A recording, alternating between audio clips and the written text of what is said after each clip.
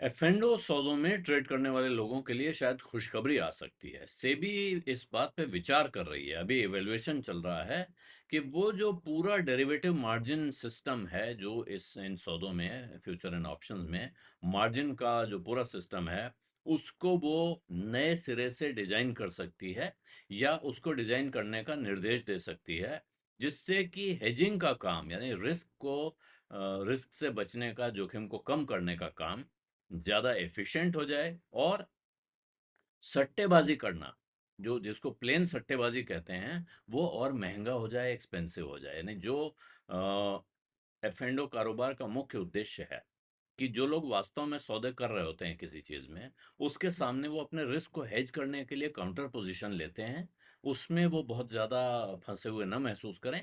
लेकिन जो लोग और कोई सौदा नहीं कर रहे हैं, सिर्फ स्पेकुलेटिव पोजीशन लेते हैं, मात्र एफ एंड ओ मार्केट में आए और एक ही तरफ का पोजीशन ले लिया, इस तरह की सट्टेबाजी को निरुत्साहित करने की भी कोशिश उसके जरिए की जा सकती है।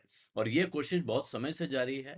बाजार के रेगुलेटर सेबी की तरफ से इस बात के अब संकेत आ रहे हैं कि एक्सक्लूसिव रिपोर्ट एक मीडिया आउटलेट ने दी है, उनका कहना है कि अब लॉन्गर टर्म इंडेक्स डेरिवेटिव जो लोग इस्तेमाल करेंगे, लंबे समय के कॉन्ट्रैक्ट्स लेंगे, उनको थोड़ा सहारा दिया जा सकता है, उनको थोड़ी राहत दी जा सकती है। जबकि कॉन्ट्रैक्ट एक्सपायरी के आसपास जो बहुत तेजी से सट्टेबाजी शुरू होती है या स्पेकुलेटिव एक्टिविटी शुरू होती है, उसको उसको रोकने की या उस पे लगाम कसने की भी कोशिश हो जाएगी, ये सूत्रों का कहना है। सेबी का कहना है कि अब कोशिश क्या कर रहे हैं कि वो जो कैपिटल रिक्वायरमेंट है सौदों के लिए, उसको वो और एफिशिएंट बनाने की कोशिश कर रहे हैं। जबकि स्पेकुलेटिव सौदों के लिए जो सेफगार्ड्स, उन्होंने जो गार्डरेल्स बनाई हैं, उनको वो बना के रखेंगे। और ये अभी बहुत शुरुआती स्टेज पे है ये विचार, इसलिए ऐसा नहीं कि तुरंत होने जा रहा है, जल्दी ही हो जाएगा। लेकिन विचार शुरू हुआ है तो जाहिर है, जब कहीं आग होगी तभी धुआं आया है। तो बातचीत हो रही है और कभी पता नहीं चलता है कौन सी चीज फास्ट ट्रैक हो जाए और जल्दी इम्प्लीमेंट हो जाए। तो जो सूत्र कह रहे हैं, वो एक बड़ा प्रपोजल उसमें है, जो की प्रपोजल है वो ये है कि जो रेगुलर मार्जिन फ्रेमवर्क है इंडेक्स डेरिवेटिव्स का, और वो जो अभी तक 9 महीनों के कॉन्ट्रैक्ट तक लागू होता है, रेजिडुअल मैच्योरिटी जिसमें 9 महीने की बची हो, उस पे लागू होता है, तो उसको वो बढ़ाकर अब 13 महीने तक ले जा सकते हैं। कि अभी तक आपके कॉन्ट्रैक्ट में अगर 9 महीने बचे हैं, तभी वो मार्जिन फ्रेमवर्क, जो रेगुलर मार्जिन फ्रेमवर्क है, वो लगता है।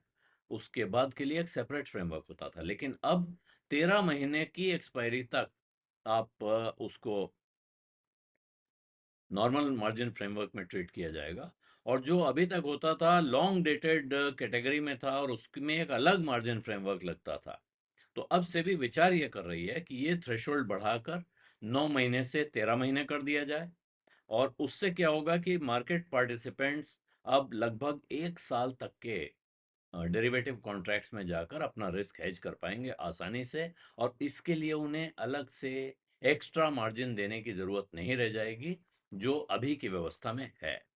तो प्रस्ताव ये है, और इसका इसके पीछे का इरादा, जो सेबी का जो ब्रॉडर इरादा इसके पीछे ये है कि हेज को हेजिंग के सौदे जो हैं वो थोड़े अट्रैक्टिव बनाए जाएं। जबकि एक्सेसिव, जो रोजमर्रा जो लोग सट्टेबाजी सुबह शाम तक करते हैं, उन पर लगाम कसने की और उसमें और मजबूती लाई जाए उस काम में। तो ये चाहते हैं कि मार्जिन जो है, वो रिस्क डिफाइंड पोर्टफोलियोज जो हैं, जिनके में रिस्क क्लियर कट डिफाइंड होता है, उनमें वो कम हो, एफिशिएंट हो। जबकि एक्सेसिव स्पेकुलेशन, जो खास तौर पे एक्सपायरी के दिन होता है, उससे एक दिन पहले होता है, उसको रोकने की कोशिश जितनी हो सकती है वो की जाए। बाजार के जो प्लेयर्स हैं, पार्टिसिपेंट्स हैं, उन्होंने इस तरह की बात पहले भी उठाई है कि मार्जिन एफिशिएंट होना चाहिए, और साथ में लिक्विडिटी भी हो, मार्केट मेकिंग फ्रेमवर्क भी हो, ताकि लॉन्ग टर्म इक्विटी डेरिवेटिव्स जो हैं उनको सिर्फ कल्पना न रह जाएं, वो हकीकत बने, लोग उनमें सौदे करने शुरू करें। तो सूत्रों का कहना है कि ये जो रिव्यू हो रही है, ये इसी बात को इंश्योर करने के लिए है कि रिस्क डिफाइंड पोर्टफोलियोज, जिनमें कैलेंडर स्प्रेड शामिल हैं, इंसेंटिवाइज, और वो उनको थोड़ा सहारा मिले, और लंबे दौर के इंडेक्स डेरिवेटिव्स या ऑप्शंस कॉन्ट्रैक्ट्स में ज़्यादा एक्टिविटी बढ़े। और इसके लिए क्या होना है, जो रिवाइज फ्रेमवर्क को सहारा देने के लिए सेबी ने प्रस्ताव दिया है, जो क्लियरिंग कॉरपोरेशन हैं उनका अभी जो स्पैन बेस्ड रिस्क मॉडल है उसमें वो 16 सिनेरियो बनाते हैं, 16 सिनेरियो कैलकुलेट करते हैं। तो उसको बढ़ाने की सुविधा दे रहे हैं कि वो अब क्लियरिंग कॉरपोरेशन को वो ये फैसिलिटी देंगे कि वो 16 के बजाय जितने भी नंबर तक बढ़ा सकते हैं, जो भी फिजिबल है, ऑपरेशनली फिजिबल जितने भी सिनेरियो हो सकते हैं, वो सारे पेंट करने की सुविधा उनको मिल जाएगी। और इसीलिए जब वो सिनेरियोज बढ़ेंगे तो वो एक इंट्राडे रियल टाइम या एंड ऑफ डे बेसिस पे काम करेंगे। और ऐसे में वो कह रहे हैं कि जो अभी फ्रेमवर्क हैं ये बहुत लिमिटेड नंबर में प्राइस जो लॉस को कैलकुलेट करते हैं या इवेल्युएट करते हैं। और इसीलिए ऐसा होता है कि जो कुछ पोर्टफोलियोज में जो मैक्सिमम लॉस है वो इवेल्युएट हो नहीं पाता और मिस हो जाता है। जब सिनेरियोज बढ़ेंगे तो उनका हिसाब लगाना, गणित जोड़ना आसान होगा, जिसमें एक्सट्रीम लॉस मार्जिन होता है जो हेज पोर्टफोलियो के लिए एक्सट्रीम लॉस मार्जिन, वो कैलिब्रेट करना आसान होगा, उनको रिकैलिब्रेट किया जा सकेगा।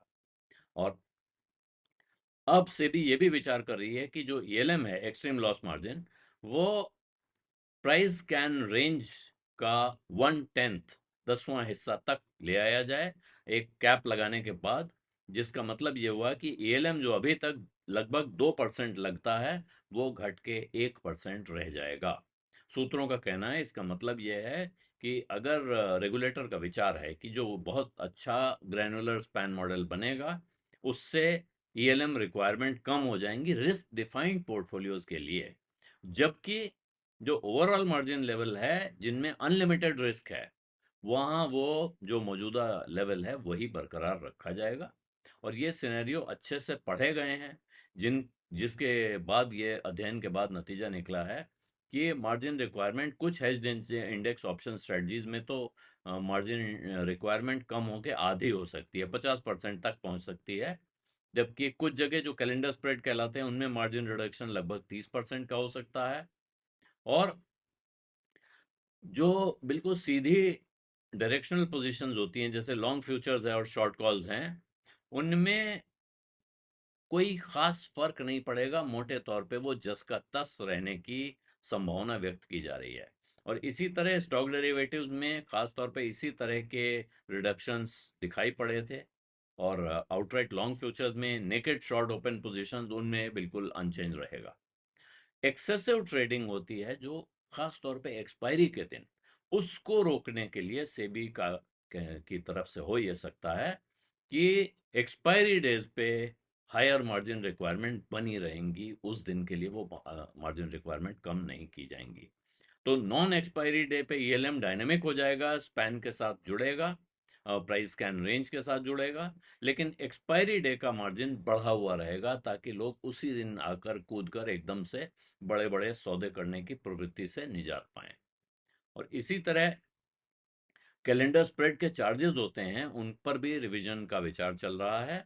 जो अभी इसमें फ्लैट चार्ज है 1.75%, पौने 2% का। और इसको कम करके फिर ग्रेडेड स्ट्रक्चर बना सकते हैं जो कॉन्ट्रैक्ट एक्सपायरीज के बीच कितना गैप है उसके हिसाब से वो बनेगा। और ऐसे में जो 3 महीने के गैप वाला स्प्रेड होगा उसमें 1.25%, 1.25% हो सकता है, तो ये अच्छी खासी बचत हो सकती है इसमें। जबकि और बड़े जो वाइडर मेच्योरिटी गैप्स होंगे वहाँ थोड़े चार्जेस बढ़ सकते हैं और वो 3.5% तक जा सकते हैं, क्योंकि और वो रिस्क को देख के और बढ़ाए जा सकते हैं। और स्टॉक डेरिवेटिव्स के लिए हो सकता है कि सेबी अभी अपना कैलेंडर स्प्रेड चार्ट जो है वही बरकरार रखे, लेकिन फिर ये प्राइस कैन रेंज के साथ जुड़ा हुआ एक और डायनेमिक ईएलएम फ्रेमवर्क भी वहां ला सकता है, मिनिमम और मैक्सिमम लिमिट लगा के। इसके साथ एक प्रस्ताव और है कि 3% का ईएलएम जो लार्ज कन्वर्जन और रिवर्सल स्ट्रेटजीज हैं जिनमें 500 करोड़ से ज्यादा का सौदा हो रहा है इंडेक्स डेरिवेटिव्स में, और स्टॉक डेरिवेटिव्स में 100 करोड़ से ज्यादा का, वो लगाया जा सकता है। सेबी की एनालिसिस से ये निष्कर्ष निकला है कि ऐसी स्ट्रेटजी ज्यादातर फॉरेन पोर्टफोलियो इन्वेस्टर्स इस्तेमाल करते हैं और प्रोप्राइटरी ट्रेडिंग फर्म्स इस्तेमाल करती हैं, और कुछ गिने चुने क्लाइंट्स हैं, बहुत हाई नेटवर्क क्लाइंट्स हैं, वो इस्तेमाल करते हैं, जबकि म्यूचुअल फंड इसका इस्तेमाल नहीं कर रहे थे। तो ये बहुत साफ है कि वो किसको निशाना बनाना चाहते हैं। और इसके साथ और भी तमाम इसमें बहुत सारे प्रस्ताव हैं जिसमें कहा गया है, लेकिन मोटा आइडिया ये है कि जो अभी का मार्जिन मॉडल है उसको और एफिशिएंट बनाया जाए, और ट्रेडर्स को रिस्क डिफाइंड बिहेवियर की तरफ, जिसमें वो उन्हें पता हो कितना जोखिम उठा रहे हैं, उस तरफ बढ़ने के लिए प्रेरित किया जा सके। बिज अड्डा में आज इतना ही। इजाजत दीजिए। धन्यवाद। नमस्कार।